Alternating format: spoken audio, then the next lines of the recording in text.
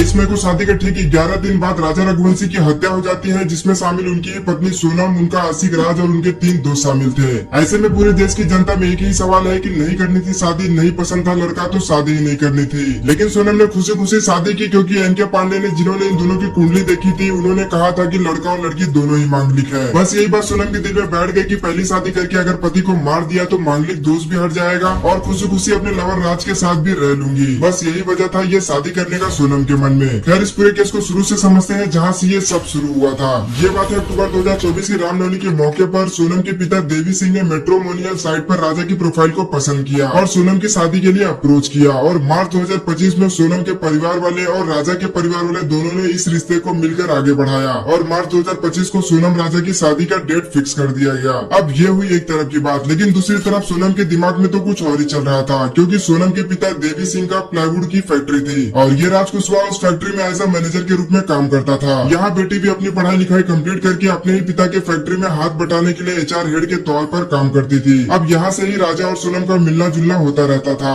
और दोनों में कब दोस्ती हुई और ये दोस्ती कब प्यार में बदल गई पता ही नहीं चला। और यहाँ पे दूसरी तरफ सोनम खुशी खुशी शादी के लिए हाँ बोल दी, क्योंकि प्लान तो फिक्स था, शादी करके मारना है, दोस्त दूर हो जाएगा, फिर राज कुशवाहा के साथ आराम से जिंदगी काटनी है। खैर, इसके बाद 11 मई को धूमधाम तरीके से दोनों की शादी होती है। 11 मई से लेकर 13 मई तक सोनम ससुराल रही और 14 मई को मायके आ गई। यहाँ से कुशवाहा के साथ मिलकर प्लान बनाया और बताया कि राजा अभी इस महीने में हनीमून पर नहीं जाना चाहते। फिर क्या कुशवाहा ने प्लान बनाकर कहा कि तुम उसे सरप्राइज के नाम पर अपने पैसे से टिकट निकालो मेघालय की, जहाँ अच्छी खासी पहाड़ी है और खाई भी है। फिर क्या सोनम ने वही किया जो राज ने कहा और 18 तारीख को राजा को कॉल करके सब बताया और टिकट वेस्ट ना हो जाए इसलिए राजा ने भी परिवार से बात करके हाँ कह दिया। और ये दोनों 20 मई को इंदौर से निकलते हैं और 21 मई को ये दोनों मेघालय पहुँच जाते हैं। यहाँ दूसरी तरफ राज कुशवाहा अपने 3 दोस्तों को सुपारी देता है, जिसमें 50-50 हजार रूपए के साथ साथ प्लान में यूज होने वाले 3 अलग अलग फोन दिए गए, जिसमें उसके एक दोस्त का नाम विशाल चौहान था, दूसरा आकाश और तीसरा आनंद। इन तीनों को कुशवाहा ने ट्रेन और रोड के जरिए 17 तारीख को ही मेघालय जाने को कह दिया और 19 मई को ये तीनों वहाँ पहुँच भी गए। इधर 21 मई को सोनम और राजा भी पहुँच गए, जो शिलोंग के एक बालाजी गेस्ट हाउस में रुके थे। और फिर 22 मई को राजा सोनम एक स्कूटी रेंट पर लेते हैं, जिसे वीडियो को आपने सीसीटीवी में कई बार देख लिया होगा। और इस समय एक सबसे इम्पोर्टेंट बात यह थी कि सोनम इस वक्त हर एक पल कुशवाहा से चैट करते रहती थी और अपना लोकेशन शेयर करते रहती थी, जिसके जरिए ये चारों हमेशा इन दोनों के आसपास ही भटकते रहते थे। इसके बाद इन लोगों ने मार्केट से कुछ जरूरी हथियार खरीदे और फिर पीछा करना शुरू कर दिए। यहाँ सोनम और राजा ट्रैकिंग करते हैं, जहाँ राजा बहुत ही ज्यादा खुश था। सोनम वही आगे के प्लान को लेकर चिंता में रहती थी कि इसके बाद आगे का प्लान क्या किया जाए। इस वक्त भी वो लोकेशन शेयर करना नहीं भूल रही थी। खैर, इन दोनों के साथ 22 मई को ही एक और आदमी था, जिसका नाम था अल्बर्ट, जिसे राजा ने एज ए गाइड के रूप में रखा था। और इसी 22 मई के दिन ही ये चारों वहाँ पहुँचते हैं और इसी जगह पर राजा से मुलाकात करके अपनी पहचान बढ़ाते हैं। हालांकि ये चारों भी हिंदी बोल रहे थे, इसलिए राजा ने सोचा कि चलो अच्छा टाइम पास हो जाएगा। इसके बाद 22 मई का दिन तो ठीक ठाक निकल जाता है। फिर 23 मई की सुबह फिर से सोनम, राजा और ये चारों चेरापूंजी की खासी हिल पर पहुँचते हैं, जहाँ हद से ज्यादा बड़ी बड़ी खाइया थी, प्लस सुनसान जंगल और दूर दूर तक कोई नहीं दिखाई देता था। फिर ये लोग इसी पहाड़ी के नीचे जाने का प्लान करते हैं, एक बड़े झरने के पास। फिर यहाँ पर जब समय अच्छा देखा, तभी आकाश ने हथियार निकाला और राजा के सर पर पीछे से इतनी जोर से मारा और उसका शरीर फट गया। लेकिन ये सब होते हुए देख रही थी सोनम ने कोई कसर नहीं छोड़ा और कहा कि हिट है। और फिर दूसरा वार पड़ा आगे के सर पर। इतना करते ही कई बार एक के बाद एक वार किया गया। फिर जब राजा का दम निकल गया तो उसे खाई में फेंक दिया गया। और यहाँ पर यह काम करीब 12:30 से 1:30 बजे के बीच में हुआ। और अभी मैं आपको एक ऑडियो सुनाऊंगा जो ठीक राजा के डेथ के आधे घंटे के बाद की थी। जरा आप सोनम की हंसी को देखिए।